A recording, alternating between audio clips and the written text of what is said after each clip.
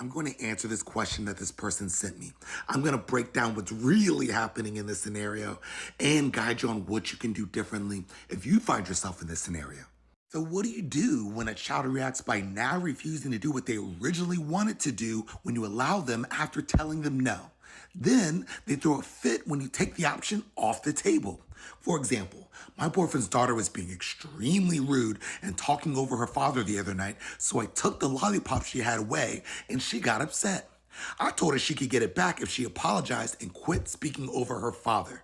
She finally did, and when I went to go hand her her lollipop, she refused to take it, seemingly out of pure defiance. So I threw it in the trash, and all of a sudden, that lollipop was the most important thing in her life. Now I'm the bad guy for throwing the lollipop away.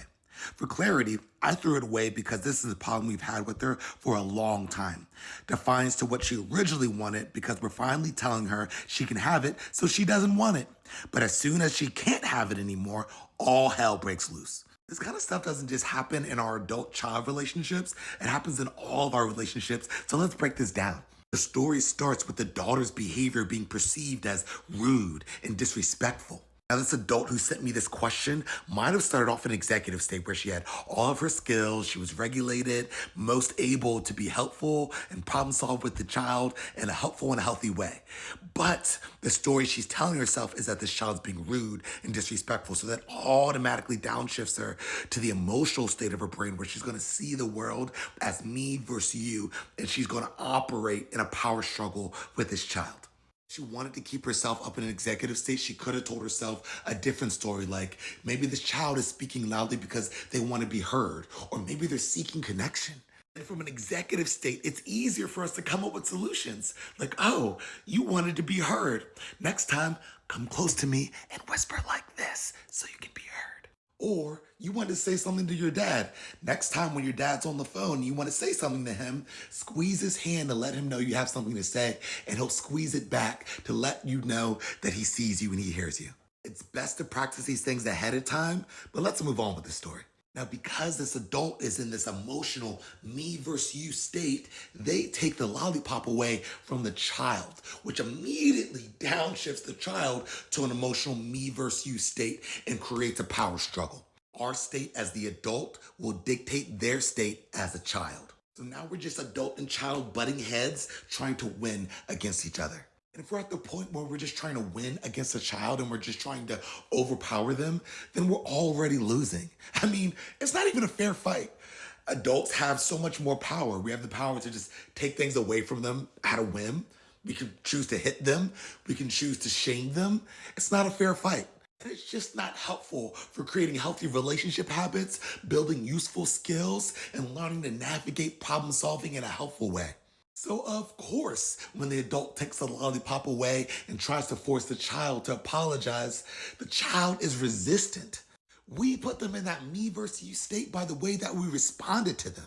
So the adult starts to finally break this child's will, and the child gives up and gives a meaningless, forced apology. But the problem is, the child is still in this emotional me versus you state, so they're still going to have me versus you behaviors. And the adult is still in an emotional state, so they're using me versus you behaviors too. Not because they're a bad person, but because they don't know this stuff and they don't know how to bring themselves up to an executive state or bring their child up to an executive state so that we can all be successful in this moment. And the people who raised her probably didn't have those skills, so how could she learn? Well, nowadays we have social media. I'm teaching class on January 2nd at 8 p.m. Eastern, but back to the story. The child refuses to take the lollipop back after the adult took the lollipop away from her and used it to force her to do something that she didn't want to do. That's really the child saying, that was hurtful, I don't know if I can trust you, and I don't want to be controlled by you anymore. The adult gets triggered by that because fear and control are the primary tools that adults use when they don't have connection and collaboration tools. So she throws this lollipop in the trash to kind of say, I'm going to win this me versus you battle. And of course, the child reacts. I don't recommend taking the lollipop away at all. It distracts from this powerful learning opportunity that we could have had about how we get connection and how we get attention and how we speak to each other in these different social context situations. But let's say you did. Even then, when the child refused to take the lollipop back, you could have just put it on the table and let her get it when she wanted to. Now, this happens all the time in the parent-child relationship and the teacher-child relationship. And once we build our awareness, we're able to see this fork in the road where we can choose to react from the lower parts of our brain where we're more likely to be harmful, or we can choose to respond with the higher parts of our brain where we're more likely to be helpful.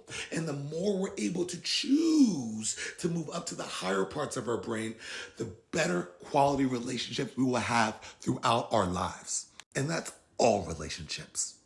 And the more your children see you do it, the easier it'll be for them to move up.